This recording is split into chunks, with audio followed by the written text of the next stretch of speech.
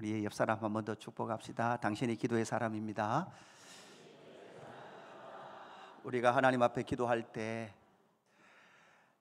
기도를 들으시고 그 기도의 향기를 통하여 하나님은 하나님의 뜻을 이 땅 가운데 성취해 가시는 줄로 믿습니다. 할렐루야. 하나님은 거룩함을 향하여 달려가는 데살로니가 교회를 채찍질하면서 더 열심히 거룩함으로 달려가라 라고 그렇게 요청을 하고 있습니다. 여러분, 거룩한 게 뭡니까? 거룩한 것. 한 40일 금식 기도하면 거룩해질까요? 여러분, 거룩한 것, 우리가 몸 밖으로 드러나는 것이 그냥 거룩으로 본다면 40일 금식도 중요하지만 사실은 40일 동안 말을 안 하면 거룩해 보일 겁니다. 성경에서 뭐라고 말합니까? 아내에게 거룩함과 존귀함으로 대하라. 여러분, 아내에게, 그러면 남편에게는 어떻게 대해야 됩니까? 똑같겠죠. 여러분, 존귀함과 거룩함으로 대하는 거죠. 여러분 자녀들에게 제가 물어보는 거죠. 너희 엄마 아빠는 서로 거룩함과 존귀함으로 서로 대하고 있는 것 같으냐, 이렇게 한번 물어보면 여러분의 자녀들이 여러분의 부부관계를 정확하게 그렇게 아마 평가를 해 줄 겁니다. 거룩함과 존귀함으로 서로 대하는 그 부부의 관계가 거룩함을 이루는 하나의 길입니다. 그리고 서로 사랑하는 것이고 외인에게 단정히 사는 삶을 통해서 증인된 삶을 살아가는 거죠. 그렇다면 여러분, 언제까지 그 거룩함을 추구하는 삶을 살아야 할까요? 여러분, 이 땅에서 그날이 왔다, 그날이 다 이루어졌다라고 말할 날이 언제가 있을까요? 여러분, 이 땅에 있을 그날은 예수님께서 다시 오실 그날에 완성되는 줄로 믿습니다. 그 전까지는 여러분 어떻게 됩니까? 가야 합니다. 끝까지 달려가야 합니다. 말에게 또다시 채찍질하는 이유가 뭡니까? 목적지까지 가게 하기 위해서. 우리 청소년들 잘하죠? 잘하는데 더 잘하라고 채찍질하는 거죠. 언제까지 이 거룩함을 추구하며 살아야 됩니까? 여러분, 언제까지 거룩함을 추구하며 살아야 됩니까? 주님 다시 오시는 그날까지인 줄로 믿습니다. 여러분, 그러면서 그들 가운데 질문이 생겼죠. 여러분, 예수를 믿어도 죽음을 만나는 자들이 데살로니가 교회에 있었어요. 여러분, 이 말씀을 묵상하는데 좀 제 안에 질문이 생기는 거죠. 여러분, 이 죽음이 그냥 우리가 보통으로 이해할 죽음이라면 이런 질문이 좀 덜 생길 수도 있었을 거예요. 그런데 아마 데살로니가 교회 성도 중에 어떤 성도가 죽음을 만났는데 그 죽음이 온 교회가 참 이해하기 어려운 죽음일 수도 있었을 거예요. 예수를 믿음으로 말미암아 순교당하기도 했을 거예요. 본문에는 나타나지 않지만 주여 주여 언제까지 이 치열한 영적 전투를 치르며 살아야 됩니까? 이 땅에서는 예수 복음이 표면적으로는 이기는 것 같이 드러나지 않고 예수 믿는 자가 뭐합니까? 순교당합니다. 예수 믿는 자 안에서도 우리가 이해할 수 없는 죽음을 만나는 사람들도 있더라는 거죠. 여러분, 이 말은 무엇입니까? 여러분, 예수 그리스도를 믿는 믿음의 삶 가운데서도 여러분 따라합시다. 성도의 삶에는 어떤 일도 일어날 수 있다.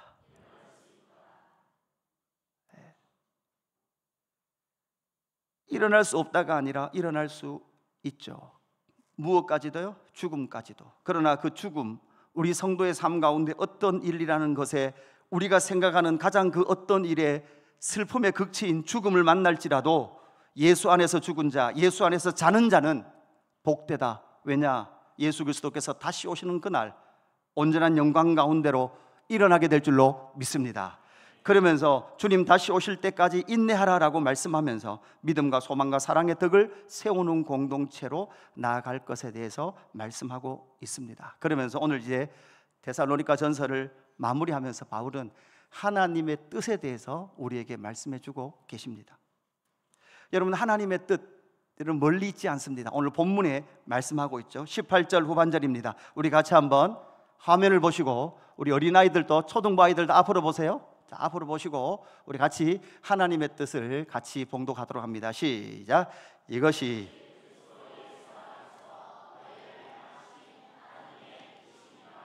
아멘.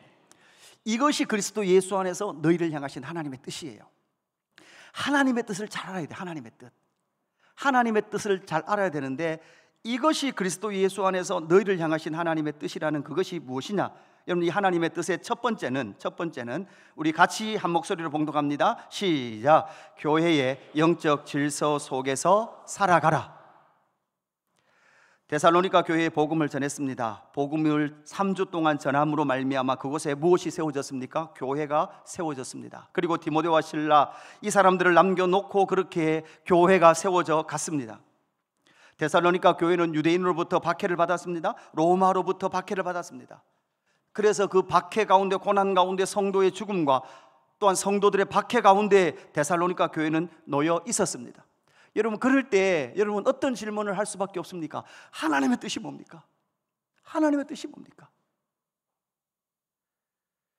사실 이때 여러분, 교회 안에 있다는 것은 여러분, 뭐라고 우리가 데살로니가 1장에서 제가 전한 적이 있죠. 교회, 하나님의 백성의 모임. 이 모임은 어디와 반대돼요? 로마 시민의 모임의 반대편에 새로운 공동체가 세워지는 거예요.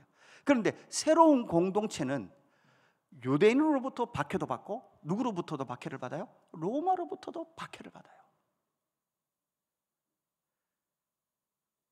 이런 하나님의 나라 교회가 이 땅 가운데 세워졌던 거죠. 그러면서 그 교회를 통해서 하나님은 하나님의 뜻을 이루어 가고 계시는 거죠. 우리가 잘 알듯이 바울은 사도행전 14장, 여러분 1차 선교 여행 가운데 루스드라에서 고통을 당하고 순교를 당할 만큼, 죽음에 이를 만큼 고통을 당했음에도 불구하고 다시금 갈라디아 지역 교회를 돌아가면서, 그 지역으로 들어가면서 제자들의 마음을 굳건하게 하여 이 믿음에 머물러 있으라 권하고, 또 우리가 하나님의 나라에 들어가려면 많은 환난을 겪어야 할 것이라 하고, 각 교회에서 장로들을 택하여 금식기도 하며 그들이 믿는 주께 그들을 위탁하고.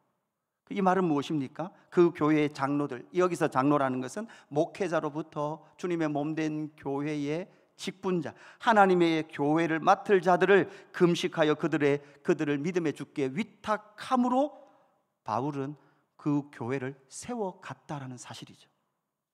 그래서 오늘 본문에서 하나님의 뜻에 교회의 영적 질서 속에 살아가라라는 의미가 뭔가 하면, 그거 속에는 목회자를 세워서 영적 질서를 선하게 세워가시는 하나님을 인정하라는 거예요. 12절 말씀 같이 한번 읽어볼까요? 12절 같이 읽습니다. 12절 시작. 형제들아, 우리가 너희에게 구하노니 너희 가운데서 수고하고 주 안에서 너희를 다스리며 권하는 자들을 너희가 알고. 그러니까 너희 가운데 수고하고 주 안에서 너희를 다스리며 권하는 자들을 너희가 알고. 여러분, 이 사람이 누구예요? 여러분, 예수 그 이름 교회 안에 수고하고 주 안에서 너희를 다스리고, 그죠? 권하는 사람이 한 사람 있어요. 또 목회자들도 있어요. 그죠? 셀 리더들도 있어요.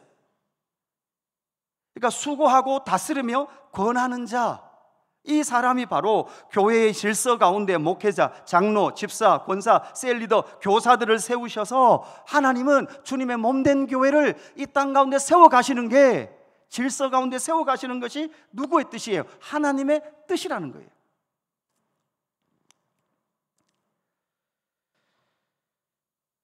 그래서 13절, 그들의 역사로 말미암아 사랑 안에서 가장 귀히 여기며 너희끼리 화목하라, 이렇게 말씀하죠. 여기서 그들의 역사로 말미암아 사랑 안에서 가장 귀히 여기며 너희끼리 말아 화목하라. 그러니까 귀하게 여기면서 목회자와 여러분 말하는 거예요. 교회 가운데에서 다스리고 수고하고 권하는 자들과 함께 화목할 것에 대해서 말씀하고 있는 거죠. 여러분, 왜 목회자와, 특별히 다스리는 목회자와 장로님들과 셀 리더들과 왜 화목해야 될까요? 화목하지 않으면요, 권하는 소리가 안 들려요. 그래서 14절에 보니까 또 형제들아 너희를 권면하노니, 권계하고 권면한다, 이렇게 말하죠. 그래, 여러분, 요즘 여러분 권면하면 잘 듣습니까? 권면 자체를 지금 요즘 못하는 시대입니다. 내일부터 목양실에 여러분 순서대로 오셔서 저에게 권면을 직접 받으십시오. 집사님은 요게 좀 부족합니다. 이렇게 직접 들으면 꼭꼭 바늘로 찌르는 것 같죠? 그죠? 그래 무슨 문제가 생겨요? 아이고, 막 교회가 여밖에 없나, 막, 그죠? 치아보라, 막.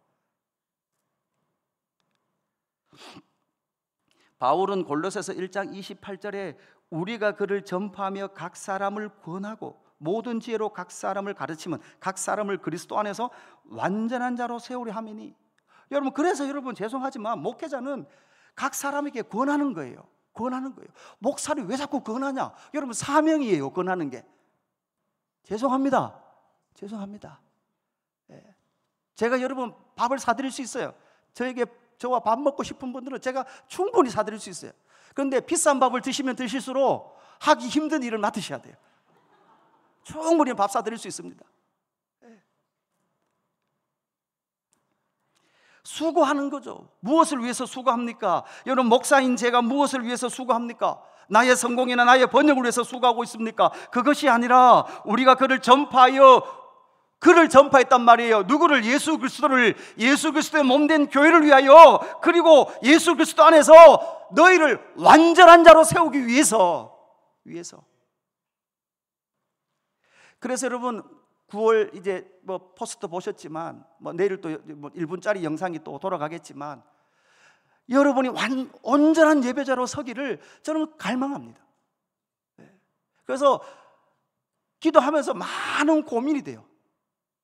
이제는 아예 교회 올 때 자녀들 주일학교하고 다 협의를 해서 아예 교회 올 때 휴대폰은 부모님 가방에 넣어놓기. 그죠? 아예 못 찾기. 그리고 3시에서 4시까지만. 그 다음에 어른들도 마찬가지예요. 교회 와가지고 애들은 쓰지 마라 그랬는데 어른들은 교회 와가지고 멍청하게 옆에 사람이 있는데도 불구하고 계속 휴대폰 이렇게 보고 있는 거예요. 뭐 보고 있어요? 네이버 뉴스나 보고, 유튜브나 보고. 청소년들 다 마찬가지예요. 아예 모든 부모님들 교회 오면 가방에 휴대폰 다 넣어놓고 3시, 4시, 1시간만 딱 풀어주고 다시 다 가방에. 할렐루야. 예, 부모님들만 아멘 하셨습니다. 할렐루야. 아이들은 지금 X를 치고 있습니다. 여러분, 권면, 권징, 여러분 이걸 받을까요? 여러분, 이번 주에도 사랑부 어르신들하고 잠언을 다시 한번 나누는데 수요일날 잠언을 나누면서 제가 많이 은혜를 받아요. 제가 많이 은혜를 받는데 잠언 9장 7절에 보면 이렇게 있어요. 거만한 자를 징계하는 자는 도리어 능력을 받고 악인을 책망하는 자도 도리어 흠이 잡히느니라. 거만한 자를 책망하지 말라. 그가 너를 미워할까 두려우니라. 지혜 있는 자를 책망하라. 그가 너를 사랑하리라. 거만한 자는요, 책망하면 공격해요. 그죠? 악인은 책망을 하면 도리어 니는 잘하나 이래요. 니는 잘하나.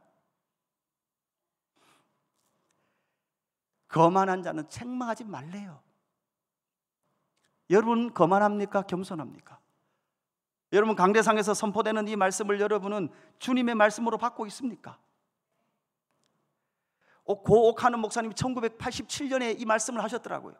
이 말씀을 하면서 사실은 피를 토하시더라고요.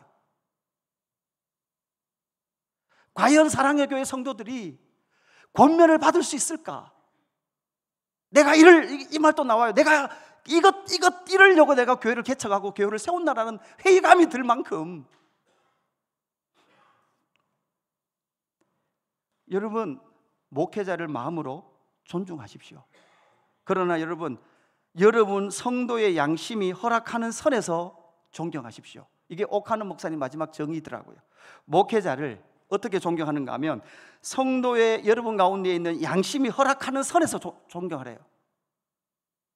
그럼 이 말은 대부분 도덕적으로나 윤리적으로 목회자가 문제 있으면 여러분 어떻게 됩니까? 여러분 잘 정리하셔야 됩니다. 잘 정리하셔야 됩니다. 모두 다 그런 것도 아니에요. 제일 억울한 게 뭐예요? 그럴 가능성은 있지만 그렇지 않은 사람도 훨씬 더 많습니다. 목회자를 세워서 영적 질서를 선하게 세우시는 하나님이시기 때문에 교회의 영적 질서 가운데 여러분이 거하는 것이 하나님의 뜻입니다. 그뿐만 아니라 성도 간에도 화목하는 거죠. 14절 이후에 이렇게 바울은 가르치고 있습니다. 또 형제들아 너희를 권면하노니 게으른 자들을 권계하며, 여기서 권계하다는 것도 여러분 말로 권면한 거예요. 여러분 게으른 자들 제가 권면을 해야 됩니다. 잠이 오나? 그러면서 그죠? 잠이 오나? TV가 눈에 들어오나 이렇게, 그죠? 게으르다고 말로 건개하면 여러분 어떻겠습니까? 여러분 그러고 보니까 참 게을리 사는 것은 하나님이 기뻐하시지 않는 것 같아요. 정말 하나님께서 우리에게 주신 삶과 시간을 성실하게 주님 앞에 살아가지 않을 때는 건개해야만 하는 거죠. 마음이 약한 자들을 격려하고 힘이 없는 자들을 붙들어주며 모든 사람에게 오래 참으라. 15절 같이 있습니다. 15절 시작. 삼가 누가 누구에든지 악으로 악을 갚지 말게 하고 서로 대하여 모든 사람을 대하든지 항상 선을 따르라. 아멘. 여러분 이것이 바로 교회 공동체입니다. 하나님께서 우리에게 주신 두 관계가 있는데 하나는 혈연 관계인 가족이 있고 하나는 예수 그리스도의 피로 맺어진 뭐가 있습니까? 교회 공동체가 있습니다. 여러분 저는 질문 궁금해요. 여러분이 혹시 지금 예수 그리스도께서 만나서 이렇게 신앙생활을 하니까 이렇게 하는 것 같은데 혹시 여러분 이 교회를 떠나면 빠이빠이 뭐 흔적도 없이 전화번호부에서 목록을 지울 사람들인가? 아니면 정말 그 마음에 비록 내 몸은 떠나 있지만 그때 함께 믿음했던 이 지체들을 향한 마음과 기도가 끊이지 않는 그런 공동체와 관계인지에 대해서 제가 조금 의심이 들어요. 여러분은 어떻습니까? 여러분의 관계는 어떻습니까? 이 땅에서 혈연 관계도 중요합니다. 그러나 우리는 압니다. 영원한 그 하나님의 통치의 완성의 때에는 여러분 어떻습니까? 혈연 관계가 아니라 예수 그리스도를 통한 그 영광의 관계가 이 땅 가운데, 아니 하나님과 영광 가운데, 그것이 영원한 관계입니다. 그래서 우리는 자신을 돌아봐야 합니다. 공동체 안에서 나의 인격이 그리스도의 몸으로 함께 연합되어 가는지를 잘 살펴봐야 합니다. 여러분 교회 안에서 더 친해지고 계십니까? 여러분 더 친해지는데 인간적 친함이 아니라 영적 친밀함을 누리고 계십니까? 여러분 교회 안에 보이지 않는 사람이 있을 때 여러분 어떻게 해야 됩니까?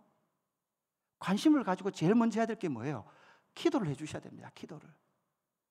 그리고 여러분 때로는 그분이 왜 안 오시는지 대해서 여러분 때로는요 여러분 그냥 침묵하시면서 기도를 해 주셔야 될 상황들이 제가 보기에는 훨씬 더 많아요. 따라합시다. 알지 마라. 다친다. 너무 여러분 다 하려고 하지 마십시오. 말 못할 상황이 있습니다.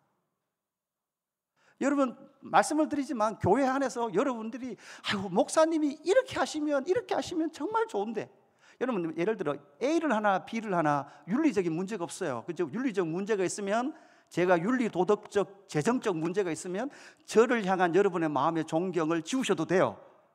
할렐루야. 그러나 A를 해도 되고 B를 해도 되는데 많은 분들이 그래요. 목사님 저 A를 하면 좋은데 왜 저러시냐? 알려고 하지 마십시오. 다칩니다. A를 해도 되고 B를 해도 되면 여러분이 그냥 A가 마음에 드는 거예요. 내 성향이 그냥 A인 거예요. A를 하면 누군가 다쳐요. 그래서 B를 하는 거예요.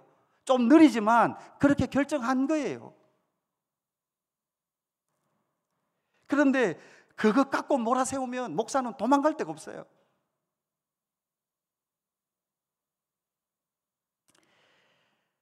자신의 신앙의 인격을 살펴보아야 합니다. 여러분이 지체를 어떻게 대하는지 여러분 자신을 살펴보아야 합니다. 그래서 여러분 성도 간의 화목이 25절 26절 우리 같이 봉독합니다. 25절 26절 시작. 형제들아 우리를 위하여 기도하라. 거룩하게 입맞춤으로 모든 형제에게 문안하라. 아멘. 그래서 여러분 목회자를 위하여 형제들아 우리를 위하여 뭐하라? 기도하라. 여러분 기도해 주십시오. 그리고 여러분 거룩한 입맞춤을 하십시오. 그 거룩한 입맞춤, 유대 풍습상 거룩한 이 입맞춤은 서로의 하나님의 사랑 안에 거하고 있음을 확인하는 그 관계, 그것을 누려라라고 말씀하고 있는 거죠. 그래서 하나님의 뜻의 첫 번째는 교회의 영적 질서 속에 살아가라라는 것이 하나님의 뜻이라면, 두 번째는 뭘까요? 인격적 성숙과 성령 충만을 받으라라고 가르쳐주고 있습니다. 성령 충만은 교회에서 많이 강조했습니다. 성령 충만을 많이 강조하다 보면 성령의 외적 은사에 대한 강조가 많아집니다. 그러다 보면 방언, 환상, 음성 듣기 이런 수많은 성령 충만에 대한 갈망들이 있는 반면 성령 충만한 사람들 중에서도 인격적으로 친밀한 교제를 누리거나 또한 성품적으로 온화한 성품을 가진 사람들이 많지 않기 때문에 성령 충만이라는 그 이미지가 뭔가 비인격적이고 자기 방식대로 하려고 하는 고집이 센 이미지가 성령 충만 그러면 부정적인 이미지로 많이 새겨져 있어요. 여러분, 성령 충만하면 하나 반대편에 우리가 또한 성령 충만의 열매는 뭔가 하면 바로 인격의 성숙인 줄로 믿습니다. 그 인격의 성숙이 여러분 16절에 어떻게 나타나는가 보십시오. 여러분, 항상 말하 기뻐하라. 그 다음 여러분 뭡니까? 쉬지 말고 기도하는 거예요. 그런데 쉬지 말고 기도하는데 언제까지 기도하는가 하면 18절 뭐라고요? 범사에 감사하라. 여러분, 기도를 하는데 여러분 충분히 기도했다, 이제는 일어나도 되겠다 싶을 때가 언젠가 하면 여러분이 막 여러분 안에 기도의 제목들이 있잖아요. 기도의 제목들을 막 놓고 기도하는데 그 모든 수많은 기도의 제목들이 다 아이고 하나님 그래도 감사합니다 라고 기도의 내용이 바뀌면 그때 일어나시면 됩니다. 할렐루야. 그죠? 내 자식이 아파요. 우리 가정에 문제가 있고 내 육체도 아파요. 아픈데 하나님 너무 아파요. 이거 좀 치료해 주십시오. 그죠? 그렇게 기도하다 보면 하나님이 은혜를 주세요. 은혜를 주셔서 하나님 이 정도 아프게 해주셔서 감사합니다 라는 기도가 나오면 이제 기도가 어느 정도 마무리된 거예요. 완성된 거예요. 여러분, 그 기도의 감사가 올라오면 그 다음에 또 뭐가 돌아올까요?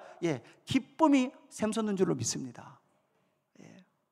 그래서 여러분 안에 염려와 걱정이 여러분을 사로잡는다면 사실 여러분이 회복해야 될 자리는 요 중간에 있는 쉬지 말고 마는 거예요. 기도하는 삶이 회복돼야 될 줄로 믿습니다. 이것이 그리스도 예수 안에서 너희를 향하신 하나님의 뜻이에요. 그래서 이 인격적 성숙, 여러분 어떤 집사님이 계신데 이 집사님을 만나면 항상 기뻐요. 그리고 저 집사님 다 보면 항상 기도해요. 그래서 나의 기도 제목을 막 던져도 막 괜찮을 분 같아요. 그러면 그분들 만나고 싶을까요? 저기서 오시면, 저기서 걸어오시면 피하고 싶을까요? 만나고 싶을까요? 만나고 싶은 거죠. 그분의 입에서는 원망이 없어요. 그분의 입에서는 불평이 없어요. 그분의 입에는 늘 감사가 있어요.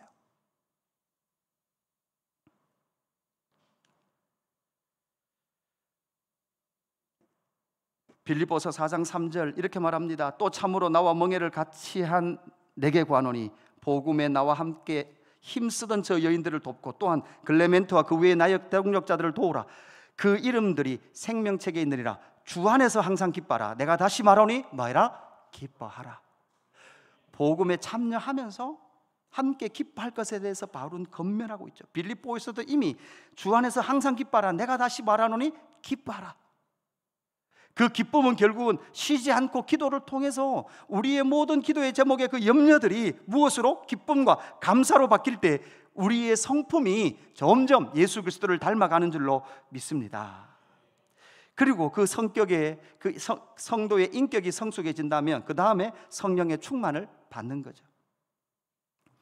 개인적인 성령의 충만을 받는 것이 개인적 성품의 성숙과 함께 길을 가는 것이 가장 중요합니다. 여러분, 성품적으로 보면 가만히 둬도 교육과 교양과 센스가 흐르시는 분들이 계세요. 저처럼 뭘 말해도 이렇게 저렴하지 않고, 그죠? 할렐루야. 뭐 분당 우리 교회 목사님 이찬수 목사님 그러시잖아요. 여러분들 그 강남에 계셔서 이렇게 우아하시냐고. 뭐 늘 찔러도 표정도 변화도 없고, 그죠?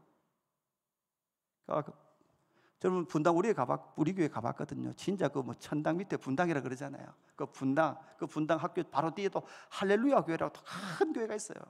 할렐루야 교회가 아닌가요?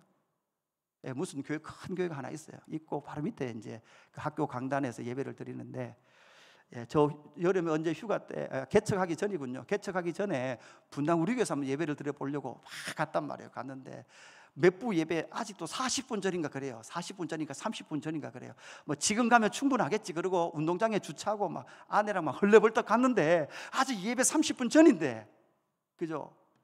본당 입구에서 다 옆으로 가라는 거예요. 저쪽 체육관으로 가라는 거예요. 체육관으로. 그러니까 본당에 들어가 보지도 못하고 체육관에 가서 영상으로 예배 드렸잖아요. 그 아내랑 또 이럴 줄 알았으면 그냥 대구 있었을 걸. 대구에서 유튜브로 드리나 여와서 그죠 드리나. 예수 그리스도께도 그날이 올 줄로 믿습니다. 30분 전에 못 오면 자리가 없고 막 이래야 되는데, 그죠? 하나 또 말씀드립니다. 여러분 10분 전에 가능하면 들어오십시오. 10분 전에 들어오십시오. 오늘 장승배 집사님 있고 공영선 집사님 앞에 앉아 계셔서 보기 좋습니다.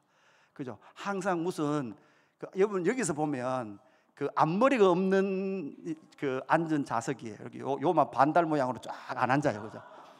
이제 목사님 침이 튈까 싶어가지고 요런 안 앉거든요. 이렇게 딱 이쪽 바깥쪽부터 딱 이렇게 쏘갈머리는 빼고 바깥머리만 딱 있는 이런 머리를 딱 만들거든요.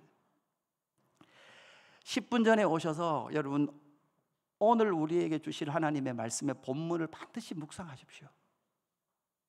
그리고 기도로 준비하시고 여러분 본당 안에서 여러분 마십시오. 옆에 지체들과도 이야기하셔도 돼요. 그죠? 소근소근 이야기하셔도 돼요. 예배 전에 충분히 나누셔도 돼요. 그 소리가 참 듣기 좋아요. 인사하는 소리가 참 듣기 좋아요.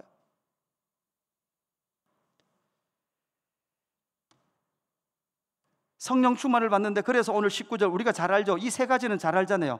항상 기뻐라, 쉬지 말고 기다라, 범사에 감사하라 라는 말씀은 참 잘 아는데 그 이후에 나타나는 19절, 20절, 21절이에요. 성령을 마지 말며 소멸하지 말며. 여러분 다른 말로 하면 여러분 성령 하나님은 우리 안에서 뭐 될 수도 있다는 거예요. 극단적으로 말하면 소멸될 수도 있다. 왜 소멸될 수도 있을까요? 여러분 성령님은 인격이시거든요. 인격.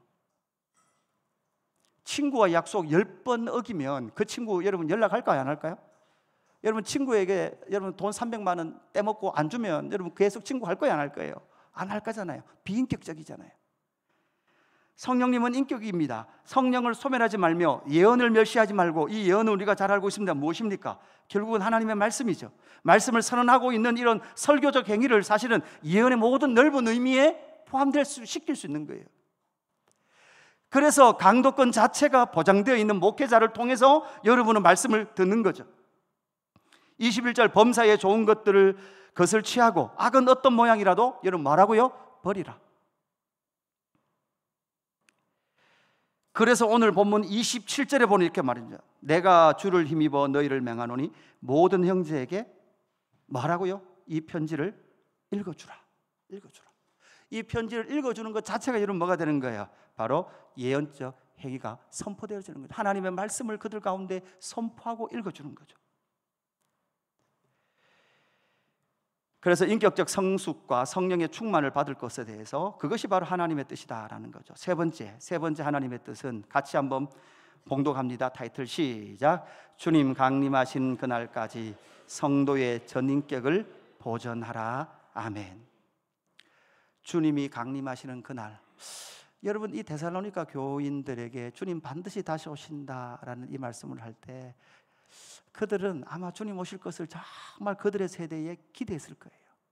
근데 지금 얼마 동안 안 오고 계시죠? 2000년 동안 안 오고 계세요.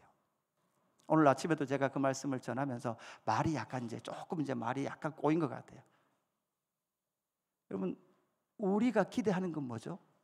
우리 세대에 주님 다시 오실 것을 기다리고 기대하는 저와 여러분 되기를 주님의 이름으로 축복합니다. 우리 시대에 다시 오시기를, 우리 세대에 다시 오시기를. 주님 말씀 앞에서 책망받고 권면받는 성도들은 전인격적인 성숙을 이루어 갑니다. 데살로니가 5장 23절 평강의 하나님이 친히 너희를 온전히 거룩하게 하시고 또 너희의 온 영과 혼과 몸이 우리 주 예수 그리스도께서 강림하실 때에 흠없게 보존되기를 원하노라. 너희를 부르신 이는 미쁘시니 그가 또한 이루시리라. 여러분 온 영과 혼과 몸이 우리 주 예수 그리스도께서 강림하실 때에 여러분 어떻게 된다고요? 흠 없어야 돼요. 흠. 여러분 뭐에까지 흠이 없어야 돼요? 몸에까지 흠이 없어야 돼요. 그러니까 청소년, 청년 여러분, 몸에 흠을 내지 마십시오. 이런 행위들이 사실은 여러분 뭔가요? 이 몸에 뭔가 새기거나 이런 거 성경에서 가르치지 않아요. 하나님께서 기뻐하시지 않아요. 요즘 젊은 청년들은 몸에 새기는 게 너무 일상화가 돼버렸어요. 그러니까 몸에 새기는 거, 몸을, 여러분 그러잖아요. 몸에 흠집을 내지 마라 그랬으니까 맹장 수술 또 하면 안 되겠네, 그죠? 이러시면 안 돼요. 그거 해야 돼요. 해야 되지만 내가 의도적으로 몸에 흠집을 내지 마십시오. 여러분 쌍꺼풀 수술해서 훨씬 더 예뻐지시고 그럴 것 같으면 하셔도 돼요. 그런 건 하셔도 돼요. 왜냐하면 저도 할 가능성이 있으니까. 눈이 자꾸 처지면 할 수도 있기 때문에 이미 약을 쳐놔야 돼요. 이미 약을 쳐놔야, 그죠? 근데 의도적으로 너무 땡기고 밀고 넘어지지 마십시오. 우리 예수님도 못 알아볼 수 있어요. 네가 개였냐 이러면 지금 안 되잖아요, 그죠? 너희의 온 영과 혼과 몸이라고 말하는, 여러분 그 혼에, 여러분 각주에 보면 대부분 성경에는 그 혼을 다른 사본에서는 뭐로 번역하고 있다? 생명, 목숨으로 번역하고 있기도 합니다. 그래서 이것을 인간을 구성하고 있는 요소로서 삼원소, 삼요소, 그러니까 영, 혼, 몸으로 많이 설명을 합니다. 그러나 성경 대부분에서는 여러분 뭐를 이야기하고 있습니까? 영혼과 몸을 말씀하고 있습니다. 여러분 이런 거예요. 모든 대부분에서 영혼과 몸으로 설명을 하는데, 이때 요 한 곳에서 영과 혼과 몸을 말하고 있는데, 이 혼도 목숨을 의미하는 단어로 사용되기도 하는 이것을 가지고 꼭 인간을 세 등분하는 것으로 해석할 필요는 있다 없다? 없다. 한 번 나오잖아요. 아니요, 다른 데서 말하지 않다가 여기 한 번 나오면 이걸 인용할 수 있어요. 그러나 다른 곳에서는 대부분 여러분 인간을 어떻게 설명합니까? 영혼과 몸으로 설명합니다. 퓨뉴마, 푸시케, 소마라는 이 세 요소로 이야기를 하고, 이 세 요소는 사실은 플라톤이 이야기했던 삼분설의 영향을 많이 받았다 그래요. 소마, 푸시케, 플라톤은 누스 이렇게 말하면서 삼분설을 말하는 것이 아니라, 데살로니가전서 3장 14절에 보니까 너희 마음을 굳건하게 하시고 할 때 이 마음의 영역들이라고 볼 수 있는 거죠. 마가복음 12장 30절에 보니까 내 마음을 다하고 목숨을 다하고 뜻을 다하고 힘을 다하여 주 너의 하나님을 사랑하라 하신 것이라, 이렇게 말씀하고 있죠. 신명기 6장 말씀을 가지고 이렇게 말씀하실 때, 여러분 단지 그러면 이 말씀만 놓고 보면 사람은 마음, 목숨, 뜻, 힘 이런 거 다 구분을 할 수 있다고 말할 수는 없겠죠. 그래서 우리는 삼분설보다는 성경 전체 대부분에서 인간을 이야기할 때 영혼, 그 다음 몸, 이렇게 나누고 있기 때문에 이것을 따르는 것이 좋습니다. 여러분 그럼에도 불구하고 우리가 알아야 될 것은 무엇입니까? 최종적 우리의 몸까지도 거룩히 나타나야 되는 거죠. 성령의 열매는 어디에 맺힙니까? 우리의 몸에 맺힙니다. 교회 공동체에 맺힙니다. 바울은 고린도전서 6장 13절 이후에 몸은 음란을 위하여 있지 않고 오직 주를 위하여 있으며 주는 몸을 위하여 계시느니라. 여러분 당시에 고린도는 여러분 어땠습니까? 음란의 도시였어요. 그러니까 몸이 원하는 대로 하면 된다는 거예요. 그죠? 몸은 여러분 뭐예요? 이건 여러분 가치 없는 거예요. 어디에 영향을 받았어요? 영지주의의 영향을 받았어요. 다른 말로 하면 영적 지혜만 중요하다. 여러분 영지주의가요 상당히 영적인 존재들입니다. 상당히 영적인 것을 추구해서 몸은 그냥 원하는 대로 하면 된다라고 말하는 주의였단 말이에요. 그러나 예수님 뭐라고 말씀합니까? 주는 몸을 위하여서도 계시다라고 말씀하고 있죠. 19절 같이 있습니다. 19절 고린도전서 6장 19절 시작. 너희 몸은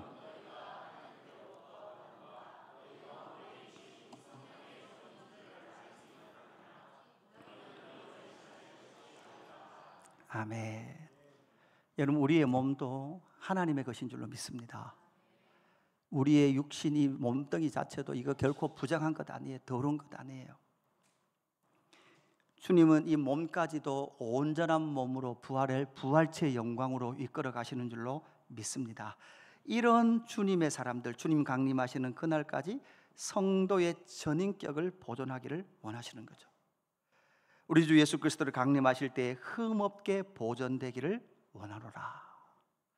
그래서 예수님께서 요한복음 17장에서 말씀하셨죠. 나는 세상에 더 있지 아니하오나 그들은 세상에 있사옵고 나는 아버지께로 가옵나니 거룩하신 아버지여 내게 주신 아버지의 이름으로 그들을 마사 보전하사. 우리와 같이 그들도 하나가 되게 하옵소서. 15절 같이 읽습니다. 시작. 내가 비옵는 것은 그들을 세상에서 데려가시기를 위함이 아니요 다만 악에 빠지지 않게 보전하시기를 위함이니이다. 아멘. 주님 놀라운 말씀하시죠. 그들을 세상에서 데려가시기를 위함이 아니요. 여러분, 그 말은 안 데려가시겠다는 말 아니에요. 데려가신다는 것은 하나님께서 이미 확증하시고 보증한 일이에요. 보증하신 일이에요. 그런데 왜 2000년 동안 예수님 안 오고 계실까요? 왜 안 오고 계실까요? 그러면 삼위 하나님께서 보고 싶은 게 뭘까요?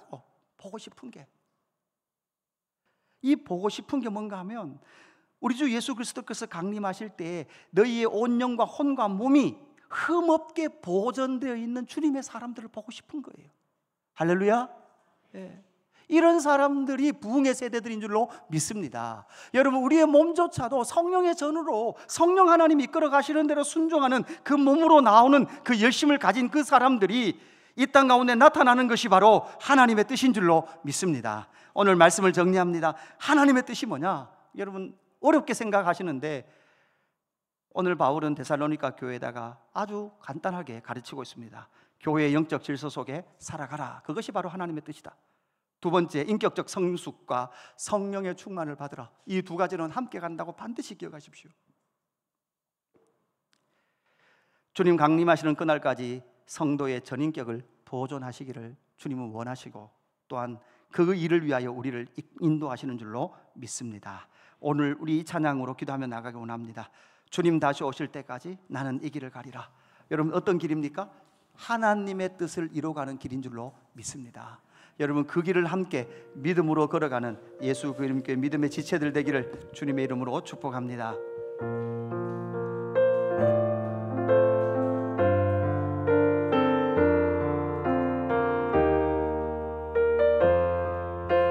주님 다시 오실 때까지, 주님 다시 오실 때까지